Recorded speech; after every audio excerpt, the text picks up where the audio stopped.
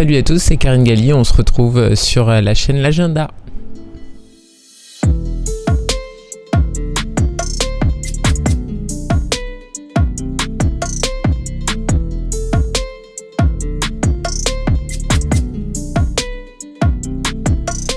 Alors bonjour Madame Karine Galli. Bonjour. Est-ce que vous pouvez vous présenter pour ceux qui ne vous connaissent pas? Alors effectivement, je m'appelle Karine Galli, je suis journaliste sportive et j'interviens dans différents médias. J'interviens à la chaîne L'Équipe, j'interviens sur W9 et j'interviens également à RFI, la radio. D'accord. Et pourquoi avoir fait ce métier de journaliste sportif?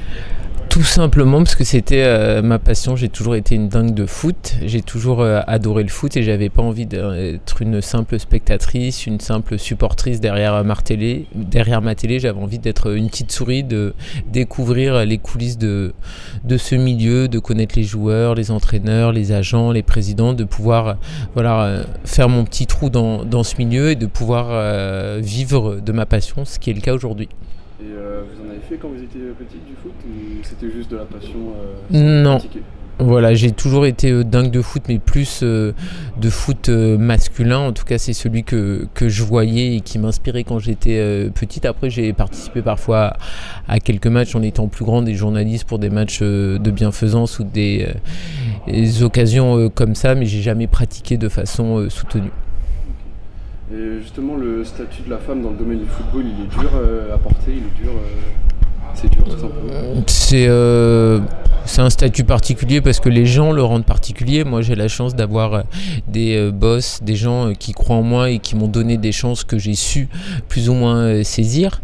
Voilà. Après, les réactions machistes, sexistes et bas du front, elles viennent du public. Voilà. Après, c'est une question d'éducation. On parle des femmes dans le sport, mais c'est tout simplement une question d'éducation. Est-ce que mon père aurait des commentaires désobligeants envers une femme ou un homme? Non. Tout simplement parce qu'il est éduqué. Qu'on me critique, il n'y a aucun problème. On peut critiquer un homme, une femme, on ne critique pas une personne pour son sexe. Et très souvent, je ne dis pas tout le temps, parce qu'il y a des critiques qui évidemment sont fondées et chacun est libre d'avoir une pensée propre à lui.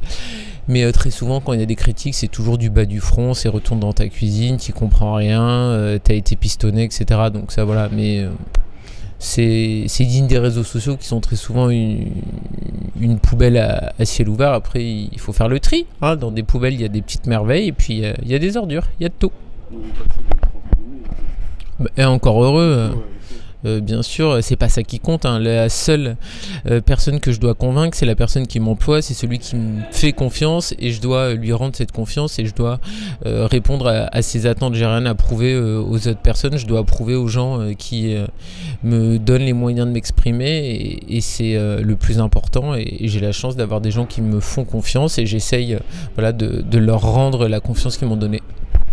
Et du coup, ce métier de journaliste, en soi, il est dur on est beaucoup exposé à la critique justement en étant journaliste? Après ça dépend parce que là on parle que de la télé mais faire de la télé c'est pas une fin en soi. Moi j'ai commencé, j'étais stagiaire dans différentes rédactions, j'ai écrit en presse écrite, mes premières piges elles étaient en presse écrite et je suis très heureuse d'avoir fait de la presse écrite et j'ai envie d'en refaire parce que c'est un support qui est à mes yeux un très beau support. Et après il y a tout, j'ai fait de la radio, j'ai fait de la télé. Je fais à la fois des chroniques, pas des chroniques, je fais à la fois du débat et de la présentation. Voilà. C'est du foutage de gueule de A à Z. Pourquoi? Je vais vous l'expliquer. Quand Deschamps donne sa liste, il nous explique que son doublé face à Manchester United n'a en rien eu de répercussions sur sa décision. Premier mensonge. Bien évidemment, si Ben Yedder met pas le doublé face à Manchester, il n'est pas appelé. Voilà. Après, oui, c'est comme n'importe quel métier, on est testé, on est jugé, qu'on soit journaliste ou pas. Après, il faut savoir saisir ses opportunités. Effectivement, il y a beaucoup de demandes et peu d'élus. Mais après, je pense qu'on en fait beaucoup trop sur les critiques, les réseaux sociaux, etc. Pour moi, c'est pas la vie, le concret, c'est ce que je vis au quotidien et c'est les missions qu'on me donne ou que j'essaye de réaliser qui comptent. Et du coup, quels sont vos objectifs pour la suite de votre carrière justement? Vous m'avez dit que vous avez déjà pas mal avancé. J'ai J'ai envie de faire beaucoup de terrain, c'est ce qui me plaît le plus. J'ai eu la chance de faire une Coupe du Monde sur le terrain et de faire un Euro sur le terrain. Malheureusement, en Russie, j'y serai pas, donc ça c'est une grosse déception. Et après, il y a l'envie de toujours faire du terrain parce que c'est là où ça se passe. Et moi, j'ai envie d'être au cœur du jeu. Alors, je suis pas sur le pré, je suis pas sur le terrain, mais en tout cas, je suis quand même au cœur de l'événement, en voyant ce qui se passe de mes yeux, en étant au stade, c'est différent, en parlant avec les joueurs avant le match, après le match, en ayant les ressentis des différents acteurs rencontres. Donc c'est ça qui me plaît. Et puis aussi il y a l'aspect effectivement écrit qui me plaît beaucoup parce que c'est l'occasion de faire découvrir quelqu'un à nos lecteurs et puis c'est une relation de confiance avec une personne qui vous donne un temps donné pour lui parler, pour le questionner, pour apprendre des choses sur lui, pour que lui vous expose sa vision des choses. Et c'est de ça aussi qu'on se nourrit. Un journaliste se nourrit de ce que l'autre va lui donner. D'accord, donc plus sur le terrain, c'est un de vos objectifs principaux. J'en fais du terrain, mais j'ai envie d'en faire encore plus. Voilà. Et puis aussi la presse écrite, c'est quelque chose qui me plaît. Le support radio aussi, j'aime avoir la possibilité, c'est ce que je fais aujourd'hui et c'est ce qui me comble aussi, de faire des choses très différentes, d'avoir des missions différentes. Donc j'ai envie de garder en tout cas cet éventail de possibilités. J'ai vu, vous avez notamment écrit votre première interview a été écrite dans le journal, j'ai vu, dans l'équipe. Du coup, ça rentre dans ce que vous dites. Tout à fait, c'était un de mes objectifs. J'avais déjà travaillé en presse écrite, mais pour le journal L'Équipe, c'était ma toute première fois et donc j'étais très contente et j'ai envie évidemment qu'il y en ait d'autres, mais en tout cas voilà, de pouvoir faire découvrir un joueur comme Clément Langlais, qui n'est pas un joueur forcément très connu en France, mais qui a un parcours intéressant. Ça fait partie des choses que j'ai envie de faire et on a la chance d'avoir du temps avec une personne et de pouvoir aller en profondeur et pas juste d'être dans l'immédiateté, parce que la télé aussi amène forcément une analyse parfois à l'instant T et on se bat contre ça justement. Du coup, vous présentez 100% foot et les matchs d'Europa League sur W9. Bonsoir à tous, bienvenue sur W9 pour une grande soirée de foot ce soir. À mes côtés, comme chaque jeudi, on les retrouve, Alain Bogossian et Stéphane Powells. Bonsoir messieurs. Donc il y a un club français qui est engagé encore en Ligue Europa, c'est l'OM. Vous avez peur justement pour l'OM face à Leipzig? Alors peur, moi j'ai peur pour personne, mais en tout cas effectivement ça sera très compliqué. Marseille a eu un tirage au sort très compliqué. Marseille a eu une hécatombe de blessés lors de ce match aller en Allemagne, donc Marseille c'est évidemment pas le favori sur cette double confrontation. Et puis il y a aussi l'objectif de terminer sur le podium en Ligue 1, donc ça va être compliqué. Non. Je pense qu'on peut pas être confiant et moi je ne suis pas confiante avant ce match-là parce que voilà, il y a des absences très importantes comme Rami, comme Mandanda, comme Rolando qu'on vient d'apprendre, donc forcément comme Florian Thauvin qui sera encore une nouvelle fois absent, donc forcément l'équipe de Marseille est amoindrie par toutes ces absences. Justement, une Europa League sans club français, ça attire quand même les téléspectateurs. Alors forcément, c'est mieux d'avoir des clubs français parce que les clubs français sont très suivis, notamment les clubs comme Marseille ou comme Saint-Etienne qu'on a eu la chance d'avoir dans le passé en Ligue Europa. Après, évidemment qu'il y a des très belles équipes et que les affiches sont de plus en plus belles lorsqu'on arrive vers la fin de la compétition. Là, on a la chance d'avoir un super plateau cette année. On a l'Atlético qui est porté par Griezmann, c'est un Français, forcément ça marche. C'est un grand d'Europe. On a Arsenal avec la Casette qui rejoue, avec Arsène Wenger. On a évidemment des belles équipes et ça marche toujours parce que le football en clair c'est une denrée très très rare. Et puis la Coupe d'Europe, si vous voulez l'avoir gratuitement, il y a uniquement W9 qui vous l'offre, donc oui, il y a des téléspectateurs. Du coup, parlant du PSG, vous trouvez que les rumeurs autour de Neymar sont trop grossières ou on en parle trop de Neymar selon vous ou pas? Non, on parle pas trop de Neymar parce que Neymar c'est l'attraction numéro 1 en France. Il faut se rendre compte que Neymar c'est monstrueux, c'est exceptionnel de l'avoir en Ligue 1. Il y a 2 ans, 3 ans, vous interrogez n'importe quelle personne aurait misé un centime sur Neymar en Ligue 1. C'est absolument fabuleux. On a l'un des plus beaux joueurs du monde qui évolue chez nous, c'est magnifique. Après c'est le jeu. Neymar, vous croyez qu'il faisait quoi au Brésil? Quand c'est la Coupe du Monde, il fait tout le temps la une. Quand vous êtes à Madrid, Ronaldo il fait la une un jour sur 2. Messi il fait la une tous les jours au Barça. C'est le destin des joueurs hors normes et des joueurs qui attirent toute la lumière. Après, imaginez que Neymar va partir, oui, ça pour moi c'est grotesque parce que par rapport au plan du PSG, c'est absolument impossible. Ils l'ont depuis 1 an. Le céder au bout d'une année, ça serait un camouflet terrible et j'y crois pas une seule seconde. Mais par exemple, quand il y a des infos, Neymar est sorti de sa maison au Brésil, vous trouvez que c'est des infos importantes, par exemple? Non, mais c'est la réalité aujourd'hui. C'est-à-dire que Neymar, ce n'est pas...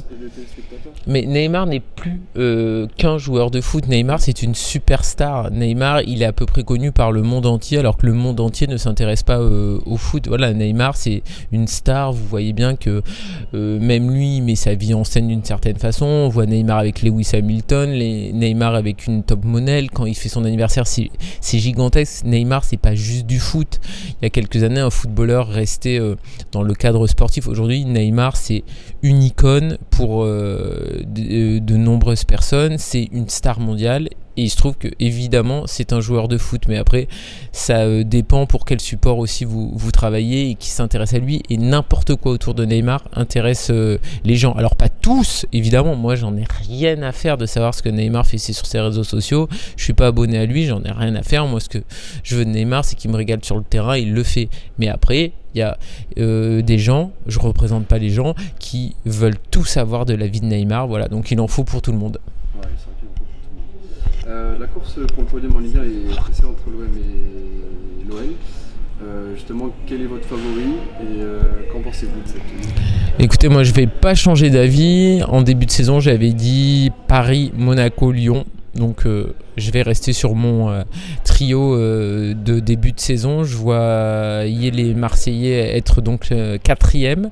Honnêtement, ce qu'ils font, c'est assez bluffant. Ils sont solides, ils sont pas toujours exceptionnels dans le jeu, mais ils sont solides. Ils ont une force de caractère et un renoncement de la défaite qui est assez bluffant. Mais il y a aussi un problème d'effectif. Il n'est pas assez large. Il y a le fait qu'ils soient encore en Coupe d'Europe. C'est le dernier club français engagé dans une compétition européenne et risque de le payer. Voilà. Après, il y avait ce match très important face à Lyon, ils l'ont perdu, donc je reste sur ma première position, Lyon 3e, même s'ils sont toujours derrière pour le moment, et Marseille 4e. Ok, du coup côté équipe de France, vous m'avez dit que vous avez commenté justement les matchs pendant l'Euro 2016, c'est ça?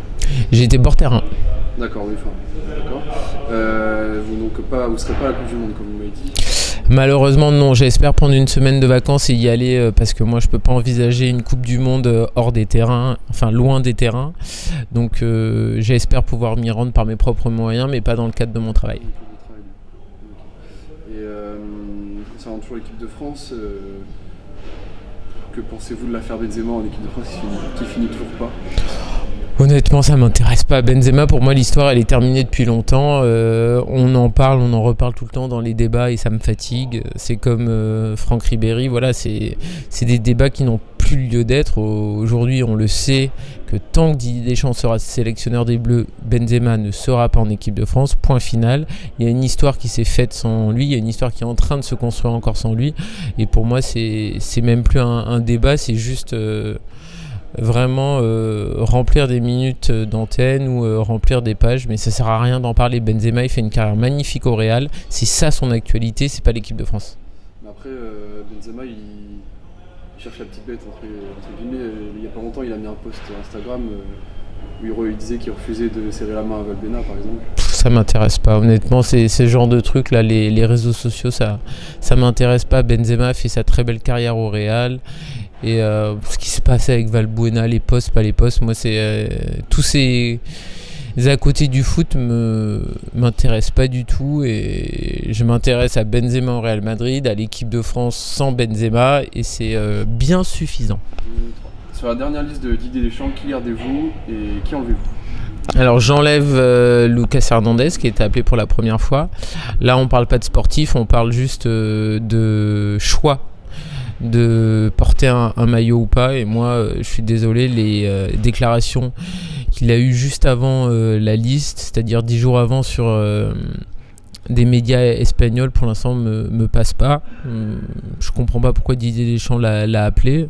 Il avait connaissance de ses propos, donc le volet aux Espagnols justement. Il n'y a pas de volet aux Espagnols, c'était des matchs amicaux, donc ça change rien. Et visiblement, Lopetegui, le sélectionneur espagnol, voulait pas le prendre et comptait pas le prendre. Donc voilà, ce côté, je choisis une sélection par opportunisme, parce que j'ai fait des démarches pour obtenir la nationalité espagnole et par rapport à mes problèmes judiciaires, il y a quelques contretemps, ça me gêne beaucoup.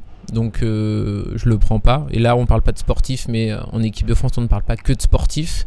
Et son attachement au maillot bleu est importantissime. Et Didier Deschamps le rappelle très souvent. Il a toujours dit que l'équipe de France était plus fort et plus haut que tout. Et donc je comprends pas ce choix-là. Après, non. Rien ne justifie de choisir un joueur dans ce contexte-là et avec des déclarations telles que celle-là. C'est pas des déclarations qu'on ressort d'il y a 4-5 ans quand il était jeune, c'est des déclarations qui dataient d'il y a 10 jours avant la liste. Donc voilà, je ne comprends pas ce choix-là. Pour Ben Yedder, ça me gêne aussi parce que là, on parle pas que d'un joueur qui est sélectionné. Ben Yedder a une histoire très particulière, on le sait, ça a toujours été son rêve d'être appelé en équipe de France.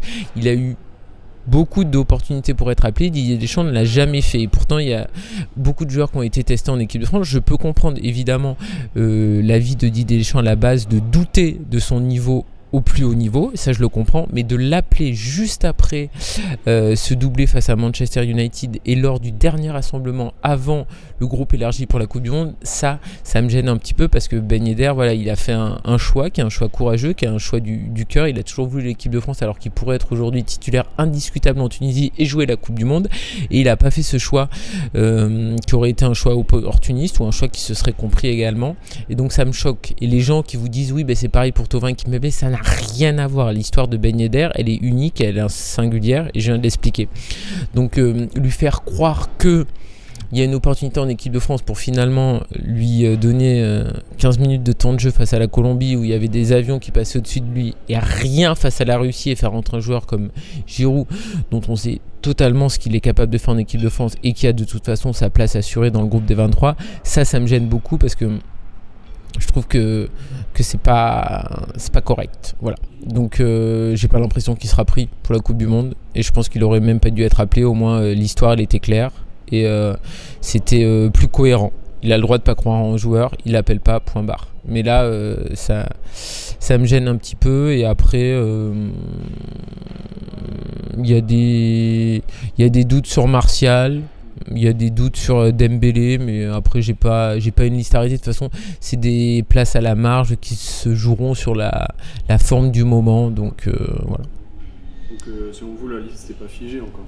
Oui, dans la tête de Deschamps, bien sûr. Après, ça va jouer à 2-3 postes et c'est les postes que je vous ai dit. Est-ce que Thauvin sera là? Est-ce qu'il sera pas là? Est-ce que Payet sera là? Est-ce qu'il sera pas là? Est-ce que Coman sera là? Est-ce qu'il sera pas là? Est-ce que Martial sera là?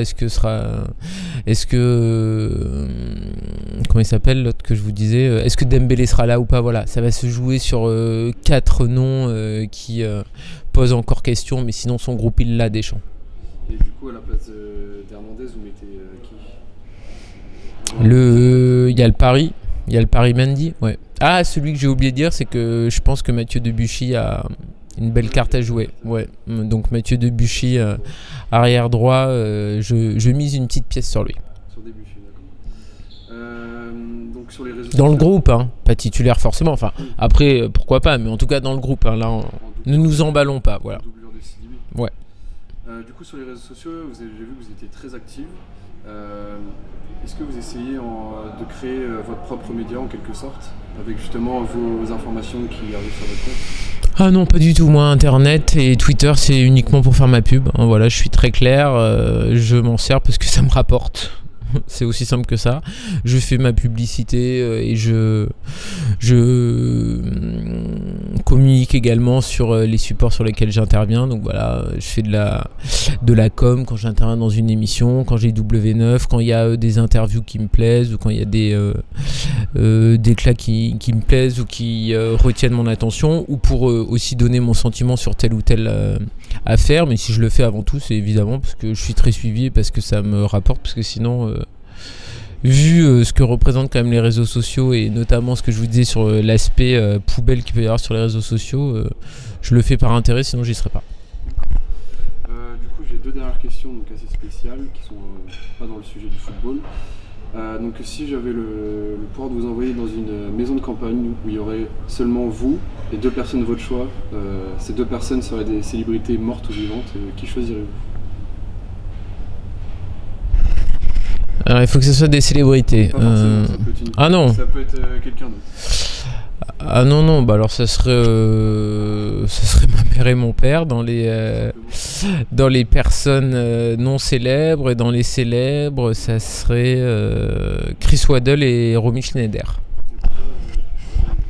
Chris Waddle parce que c'est un joueur que j'ai toujours adoré depuis que je suis toute petite. Je cherche à le croiser depuis des années. On s'est raté à plein d'occasions. C'est limite un running gag. Donc j'ai toujours pas eu la chance de le rencontrer, de pouvoir parler avec lui. Et c'était l'une des idoles de ma jeunesse. Et puis il y aurait évidemment aussi Romy Schneider parce que c'était une actrice absolument fantastique, parce qu'elle a joué dans mon film préféré, César et Rosalie. Donc voilà, les deux. Je pense que ça pourrait faire un trio détonnant. Merci beaucoup, Karine Galli. Avec plaisir. Bon courage pour la suite. Merci beaucoup, merci à vous.